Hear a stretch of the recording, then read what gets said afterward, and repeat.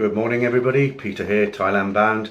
Well, it's actually morning here in the UK. If you're watching this in Thailand, then I guess you're 6 hours ahead and it's probably afternoon or early evening.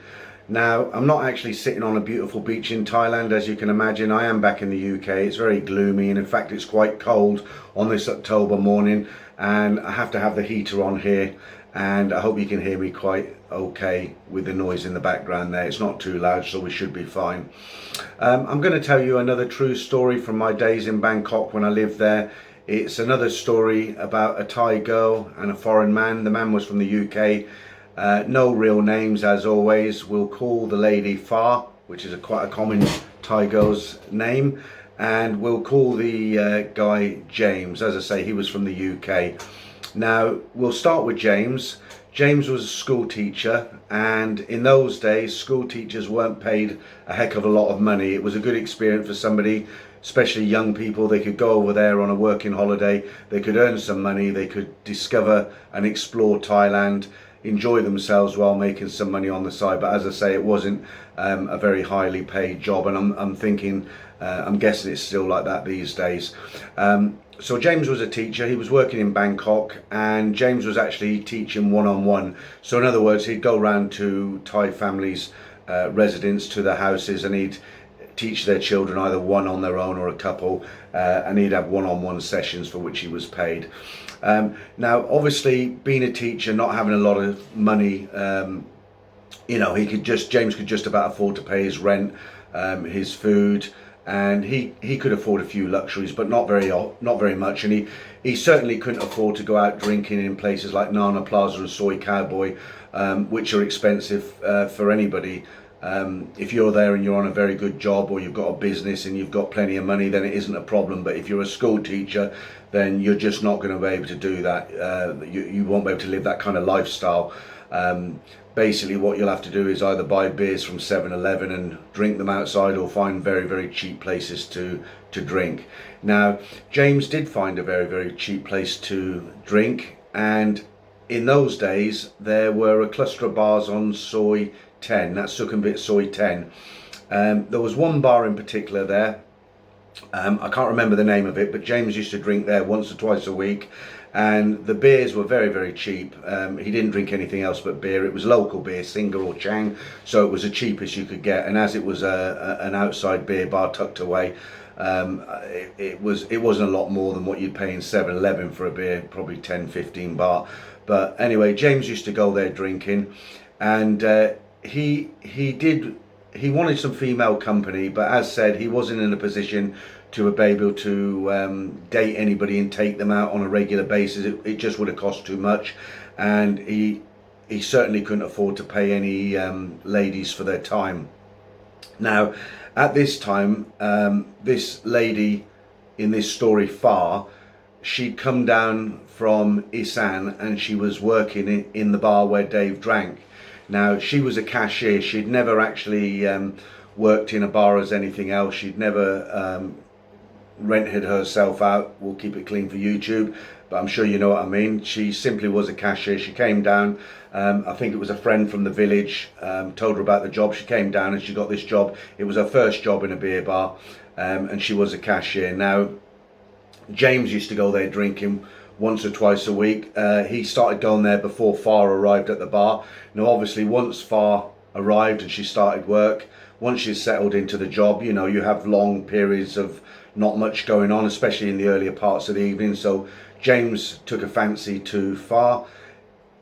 That sounds like a cliche, but obviously the girl's name being Far.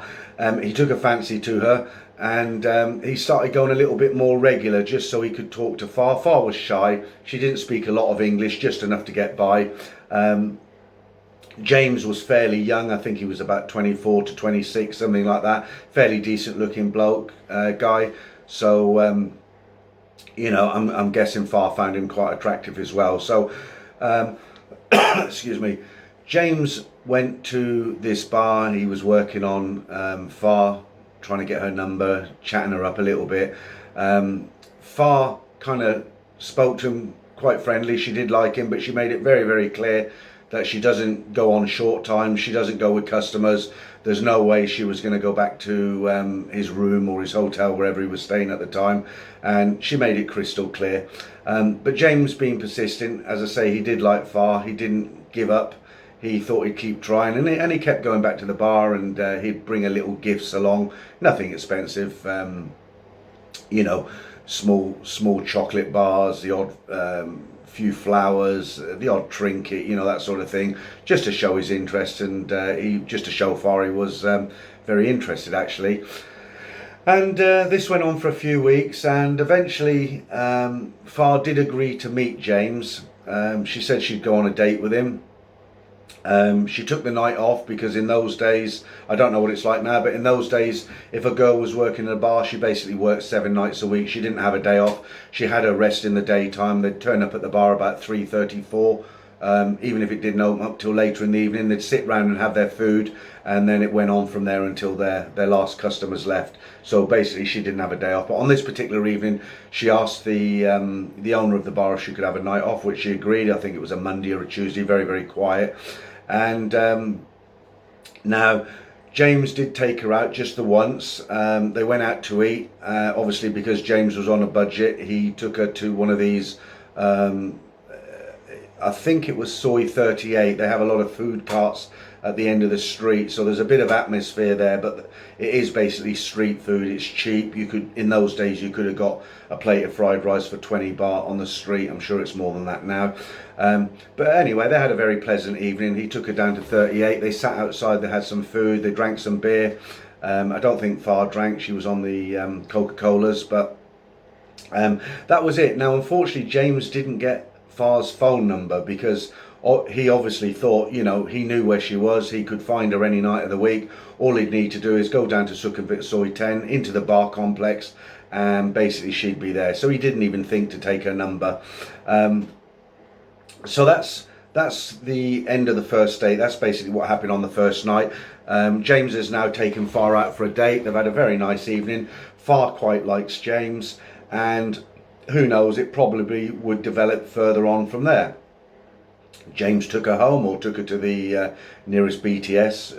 Not home, obviously, because she probably lived way down Sukhumvit in a room. So basically that was it. That was the end of the first date, and James went home. He went a lot. He did say to Far, I'll come and see you another night, and we'll take it from there. And he was happy. He was very, very happy. I think Far was quite happy as well. He went off on his way. Next day went to work teaching. Back to normal. Everything was the same. A couple of days went by. Couldn't stop thinking about Far. He'd actually fallen for her. He hadn't fallen in love at this point, but he did really like her. And the best thing about it was that Far knew he was a teacher. He was on a small salary, and she wasn't expecting too much, and they kind of clicked. So he was looking forward to his next meeting. Now, about 2 or 3 nights later, as I say, James decided he'd go and see Far, but he'd go quite early. He'd go about 6:37, just when the bar was kind of opening up. They'd had their food, and that way he was guaranteed that he could sit and chat for a while. She's not going to be too busy. There's not many customers hanging around the bars at that time in Soy 10. So James worked that day. He had his dinner. At that time there was a food stall outside his apartment block. He ate there most nights. It was 20-30 baht for a plate of noodles or rice. He was on his own. It suited him fine. And so he had his dinner. He went up, he freshened up, and spruced himself up a bit, as you do, and went round to Soy 10 to see Far. Absolutely gutted. Stood there, couldn't believe what was in front of him. He'd been there 3 nights ago. He'd been sitting at the bar with Far, and now he was standing looking at a pile of rubble. The bar had gone. All the bars had gone. He couldn't understand what had happened. The whole lot had been ripped down. Now, as it transpired, something that was found out later, but I can tell you about this now. The landlord, the guy who owned the Thai owner of the land, he was offered quite a lot of money to sell it to developers, and basically he figured it would be easier and more profitable to just take the money from the developers rather than go around and negotiate rents with all these individual stall holders, bar owners and what have you. And quite a few of these bar owners were Phalang, foreigners. They owned bars there as well. And so basically that was it. It was gone. Now, obviously, James didn't have any contact details for Farah. He didn't even have a family name. He was gutted. He had to find her, basically. He wasn't willing to just walk away. The last thing he expected was to find no bars there when there'd been bars there 3 nights previously, hence the disappearing beer bar or bars. So he went back to his room, thoroughly depressed, thought long and hard about it, spoke to some Thai friends, got some advice, and he just didn't have a clue how he was going to find Far. He spent a couple of nights round some other areas of Sukhumvit, just trailing around beer bars. I think he even walked through Cowboy and Nana into all the bars, popped his head in the doors, couldn't find her. She seemed to have disappeared off the face of the earth. Now in those days, I don't know if it's the same today, but in those days, all the bars in that area came under the control of Lumpini police station. So one of his Thai friends suggested that maybe he could go down to the Lumpini police station, get some more information, and maybe follow up like this. Now, he did. He went down to Lumpini police station. Quite surprised, there were a lot of Thais there. There was some press, there was some media. Surprisingly, there wasn't any foreigners there. Even though there were foreigners who had bars there, they just gave up. They just didn't see the point. But there were quite a lot of Thai bar owners there. They were protesting that they'd lost their living. There was a little bit of media there interviewing them, what have you. And James did his best to find out who owned the bar, and as it transpired, it was actually owned by a Taiwanese man, not a Thai. Who he was from Taiwan, and his wife was Thai. He found out that much, and after some digging, he actually did hook up with the bar owner and met her. I think he slipped her 1,000 baht as a sweetener, which she was very, very happy about, obviously after just losing the bar. Now, he had a conversation with the lady who ran the bar, the wife of the Taiwanese guy who owned the bar, and basically what she said to James was that the girls who come to work in the bar, they're kind of freelancers. The bar didn't keep any records of these girls, and basically she didn't have a number for her or anything. You know, basically Far turned up, she was given a job, she was paid cash. She didn't really have any commitment to the bar. If she didn't turn up, she didn't get paid. So unfortunately, it didn't help James very much that he couldn't find Far in this way. And you know, obviously, the more he was the more he didn't see her, the more he started to miss her. He had good memories of that one night out, and he was just desperate to find her. Now, luckily for James, he did have some savings, because when he came out to Bangkok, he hadn't been out there very long when he'd met Far. I think he'd only been out 6 weeks, something like a month, 6 weeks. So he did have some emergency money. I don't know exactly how much. Could have been a couple of $1,000s, which would equate to just under 100,000 baht. The exchange rate was very, very good back then in the 90s. And so in desperation more than anything, he did, in those days Yahoo was the big search engine, it wasn't Google. He went on to Yahoo and he did various searches on how to find people, and he came up with the idea in the end to hire a private detective in Bangkok. He did hook up with somebody. He wasn't overly expensive. I think it was expensive and several thousand baht a day as a retainer. So he met this, he was a foreigner, this private detective. He'd been there for a few years, but you know, a lot of his bread and butter work was kind of spying on bar girls to see if they were faithful with their foreign boyfriends, that sort of thing. James met him in the Landmark Hotel, in the lobby of the Landmark Hotel, had a coffee there with him, explained what happened with Far, and he asked the private detective if he could do anything. Now, unfortunately, because James didn't have Far's family name, or he didn't even know if Far was actually her real name or a nickname, because Thais, they tend to have lots of nicknames. But basically, the detective told him he would take on the case. He'd find out. I mean, one thing they did find out from the owner of the bar was that she'd come from a very small village about 5 kilometers outside Khon Kaen. Khon Kaen is a major city in Isan up north. A lot of the girls will tell you they come from Khon Kaen, but they don't actually come from Khon Kaen. They come from very small villages close by or a little bit off. But you know, most people have heard of Khon Kaen, so they say Khon Kaen. Now, as I say, James, he found out that far, the village she came from, and he told the detective. The detective said, leave it with me a few days and I'll get in touch. James gave him a retainer, and that was it. James went about his business. Now, the detective, obviously having quite a lot of experience in Thailand, he went up to the village where Far came from, and he basically went into the local, the equivalent to what you'd call the council offices, government offices that kept all the records.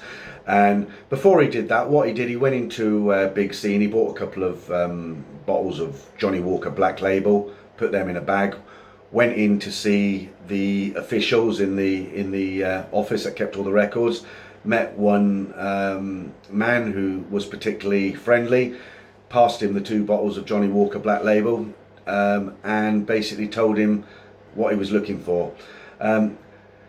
Dug into the records, and believe it or not, amazingly, they did find a record for Far. They found a family name. Everything was down there. She wasn't married. She had a brother. She had a younger brother. Lived with her parents. The detective got the address, and basically he got the address of Far, and basically he took a cab, or well, it wasn't really a cab. Took to this village. It was nothing more than a cluster of ramshackle wooden huts, really. You couldn't even call it a village, but he did his inquiries, and basically, as I say, he did find Far where she lived.